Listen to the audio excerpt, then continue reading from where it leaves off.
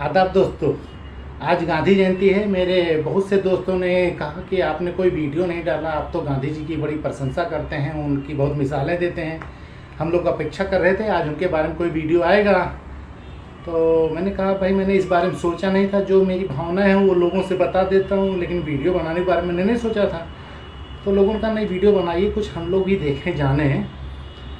तो मैं सोच रहा हूँ उस महान आदमी महात्मा गांधी, क्या गजब की शख्सियत थी। उसके बारे में मैं अपने मुंह से क्या करूं यार, उसके एक कदम के बराबर नहीं मैं काम कर पाता हूं, वो जो शख्सियत थी। लेकिन ठीक है, मैंने उनके बारे में बहुत पढ़ा है और बहुत रिसर्च की है, बहुत जानता हूं और बहुत उनका अनुसरण करने का प्रयास भी करता हूं। जितना जानता हूं उसमें से आप लोग भी बहुत सी चीज़ें सुने होंगे और उनकी बहुत सी कहानियाँ सुनी होंगी, पढ़ी होंगी, लोग जानते होंगे। मैं कुछ चीज़ें जो मेरे दिल को छू गई हैं वो बताना चाहूँगा, शायद आप लोग को भी अच्छी लगे। गांधी जी जैसे दिखते हैं, उनका जो एक फ़ोटो बना दिया गया है, वो गरीब वाला चश्मा और एक ही धोती पहन के वही लपेटना, एक लाठी और जर्जर सा शरीर, ऐसे ही नहीं पैदा हुए थे। वो एक अच्छे खासे ख़ानदान में पैदा हुए थे, पैसे वाले लोग थे।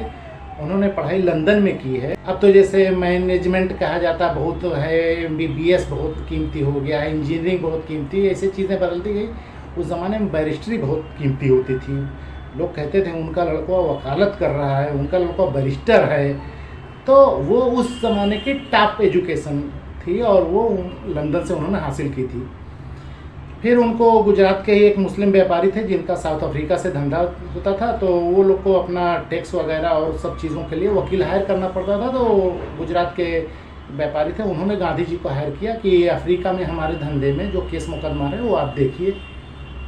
फिर अफ्रीका गए, अफ्रीका में जो जो हुआ वो आप लोग सुने हैं कि ट्रेन से उतार दिए गए, काले गोरे का फ़र्क था। फिर वो इंडिया चले आए। इंडिया आने के बाद वो कोट पैंट नहीं छोड़े थे। अब मैं यहाँ से उनकी 2-3 घटनाएं जो बताऊंगा ये यहाँ से शुरू होंगी। तो उनके कोई बिहार के मित्र थे, वो एक बार ये बिहार गए तो उनके यहाँ भी चले गए। तो जैसा हमारे भारत में होता है, लोग जाते हैं तो परिवार के सभी मर्द औरत बच्चे बूढ़े सब मिलते हैं मेहमान से, उस हिसाब से लोग आए मिलने। तो औरतों में से उनकी बीवी थी और एक उनकी बहू थी। तो पहले बीवी आई मिलने, वो गांधी जी का पैर और छुई, उसके बाद चली गई। फिर उनकी पत्नी आई, पैर और छुई और चली गई। तो रात रुके गांधी जी, तो कोट पैंट में ही थे उस वक्त, तो वो टिप टाप में ही रहते थे उसी चीज़ में। सुबह जब ये गांधी जी विदा होने लगे तो उन लोगों को गिफ्ट देने की बात थी, तो बोले उनको बुलाओ, दोनों को हम कुछ उनको तोहफा देना चाहते हैं। तो उन्होंने कहा वो आ नहीं सकती हैं, आप दे दीजिए, हम दे देंगे। कहने ऐसे कैसे दे दें भाई, हम उनके हाथ में देंगे, रात को तो आए थे वो लोग। कहें नहीं, वो एक समस्या, वो नहीं आ सकते। गांधी जी अड़ गए, नहीं आना पड़ेगा।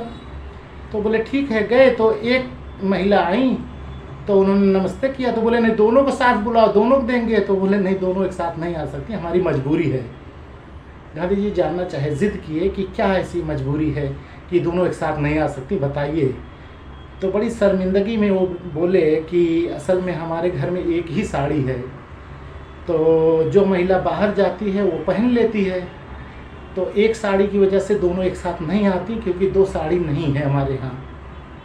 ये चीज़ गांधी जी को बहुत चोट की, और जो भी सुनेगा उसको चोट की करेगी कि ऐसा वक्त था हमारे देश में जब इंसान के पास 2 साड़ी नहीं हुआ करती थी। महिला जो बाहर जाना है तो एक साड़ी पहन के जाती थी, घर वाली बिना साड़ी के रहती थी।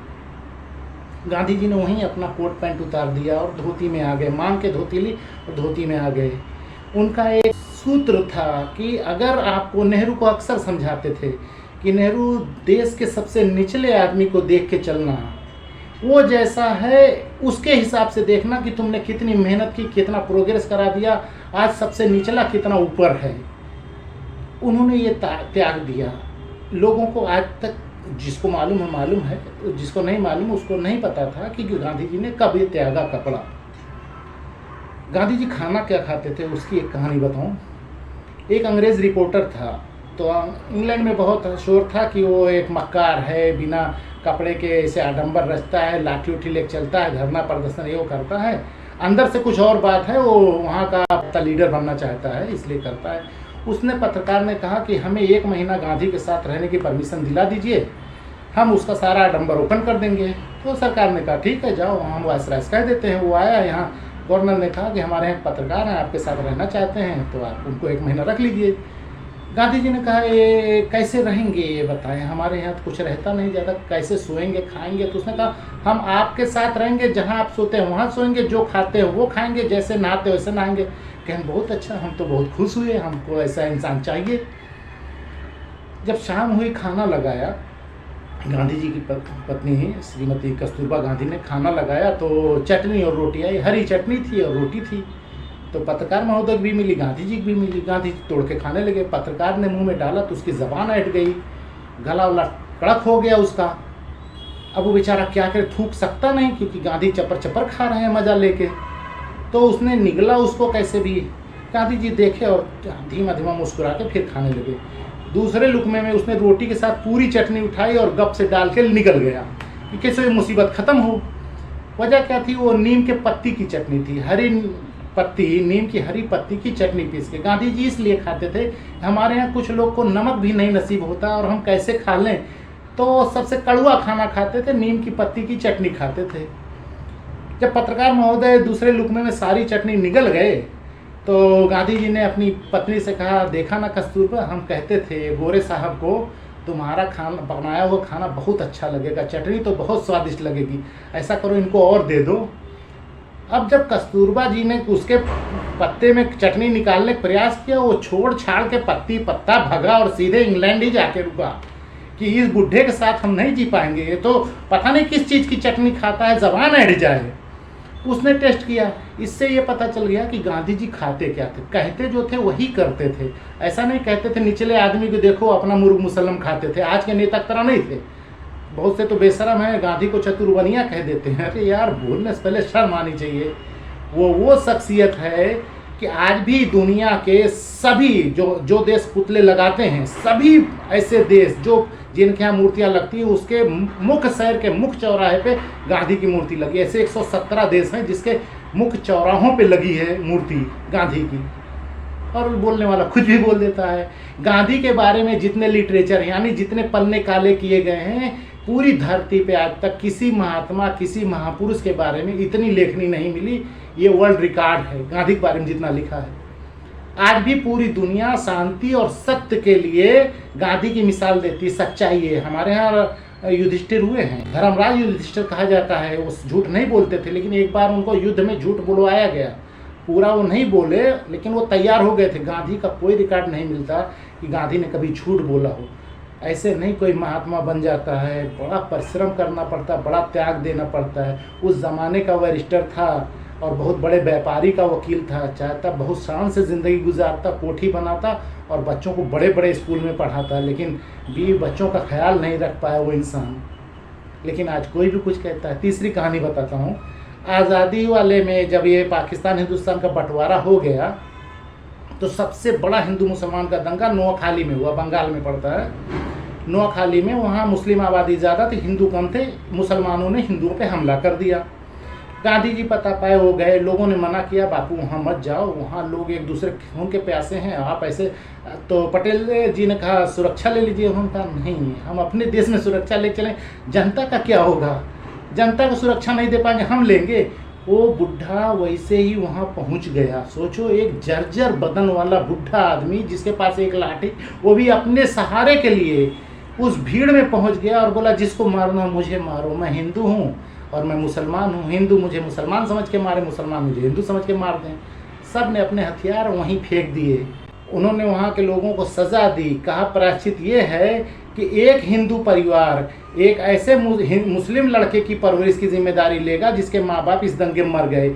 एक मुस्लिम परिवार एक ऐसे हिंदू लड़के की परवरिश की जिम्मेदारी लेगा जिसके माँ बाप इस दंगे में मरे हैं। अगर आप लोग ये करते हैं तो ठीक, वरना मैं यहाँ से जाऊँगा नहीं। और रात रुकना था तो उन्होंने कहा मैं एक मुसलमान के घर में रुकूंगा। लोगों ने समझाया कि अभी भावनाएँ हैं, भड़की है, कुछ हो जाएगा, होना होगा होगा, अगर मौत मेरी इसी बहाने तो मर जाऊँगा। लेकिन दंगा शांत हो गया और उन्होंने वहीं प्रण लिया कि मैं यहाँ से सीधे पाकिस्तान जाऊँगा, जिन्ना से बात करूँगा कि बहुत हो गया, ये ज़िद बहुत हो गई, ख़त्म करो, अब से सीमाएं तोड़ दो, वरना देश बर्बाद हो जाएगा। उस ज़माने में एक आदमी अकेला था जिसको पासपोर्ट नहीं लगता था। वो बंगाल से चले, दिल्ली पहुँचे, तब तक जो दक्षिणपंथी थे, जो चाहते थे पाकिस्तान का बंटवारा, जिनके मंशा पे पाकिस्तान का बंटवारा हुआ, उन लोगों ने सोचा कि अगर चला गया ये आदमी पाकिस्तान तो जिन्ना मान जाएंगे, क्योंकि जिन्ना को भी अपनी औकात पता चल गई थी अलग होने के बाद। उन लोगों ने दिल्ली, पुरानी दिल्ली के एक एरिया है जहाँ दलित रहते हैं, हिंदू और मुसलमान ज़्यादा रहते हैं, वहाँ हिंदू मुसलमान का दंगा करा दिया। गांधी जी वहाँ पहुँचे, खबर पाए तो वहीं बिरला भवन में धरने पे बैठ गए। ये उनके जीवन का अंतिम धरना था। धरने पे बैठ गए और वहीं से लोगों को मनाते समझाते रहे। फिर वहाँ एक दिन एक नौजवान आया सरफिरा, उसने धोखे से आशीर्वाद लेने के लिए पैर छूने को झुका, उसके बाद उठ के उस बेचारे जर्जर बूढ़े शरीर पे गोलियां दाग दी। और गांधी की सच्चाई ये थी कि वो आदमी मरते मरते, गोली खाने के बाद भी मरते मरते उसके मुंह से हे राम निकला, अपने परवरदिगार का नाम उसके मुंह से निकला। ये बहुत बड़ी बात है। वो तपस्वी आदमी थे। बहुत से धोखेबाजों का नाम आता है कि इसने ये छल किया, वो कपट किया, वो कपट किया। इसका नाम इस श्रेणी में नहीं लिया जाता है कि एक जर्जर शरीर वाले बूढ़े का पैर छूने के लिए झुका और उठ के उसके ऊपर गोली चला दी। जिस आदमी पे चलाई उसने आज तक किसी का कुछ बिगाड़ा ही नहीं था, किसी को तेज़ आवाज़ में अपशब्द नहीं कहा था। गाली देना, मारना, कष्ट देना तो बड़ी बात है, सबको क्षमा कर देता था, सच्चाई के रास्ते चलता था। उसकी हत्या कर दी, ये बुरा किया उसने। बाकी तो आप जो इंग्लैंड का दौरा उनका होता था और जो चीज़ें हैं सब आप जानते हैं। ये 3 घटनाएं मुझे बहुत अच्छी तरह से प्रभावित करती हैं। एक जो कपड़ा उन्होंने बदल दिया कि हमारे यहाँ की महिलाओं के पास 2 साड़ी नहीं है, और जो खाने का बता दिया, हमारे यहाँ गरीब खाना नहीं पाता तो नीम के पत्ती की चटनी खाते थे और दंगाइयों के बीच जाके खड़े हो जाते थे और शर्त लगा देते थे कि अगर आप लोग मुझे मानते हैं तो हिंदू परिवार मुसलमान के बच्चे को पाले, मुसलमान परिवार हिंदू के बच्चे को पाले, और मैं पाकिस्तान जाऊंगा, जिन्ना को समझाऊंगा कि मान जाए। और ये मैं आज भी विश्वास से कहता हूँ, अगर गांधी बॉर्डर पार कर दिए होते तो जिन्ना की औकात नहीं थी इनकार करता, लेकिन क्योंकि वो अपनी हैसियत जान चुका था अलग होने पे। लेकिन जो होना था हो गया। जो लोग आज भी उसको बुरा कहते हैं, कहते रहें, लेकिन गांधी दोबारा नहीं आएगा। ऐसे लोग सदियों में होते हैं। अल्लामा इकबाल ने कहा है, हज़ारों साल नरगिस अपनी बेनूरी पे रोती है, कहीं होता है जाकर फिर चमन में दीदावर पैदा। ऐसे ही नहीं इकबाल ने कह दिया था, लेकिन अब जो होना था हो गया। किस्मत पे अपने रोएं।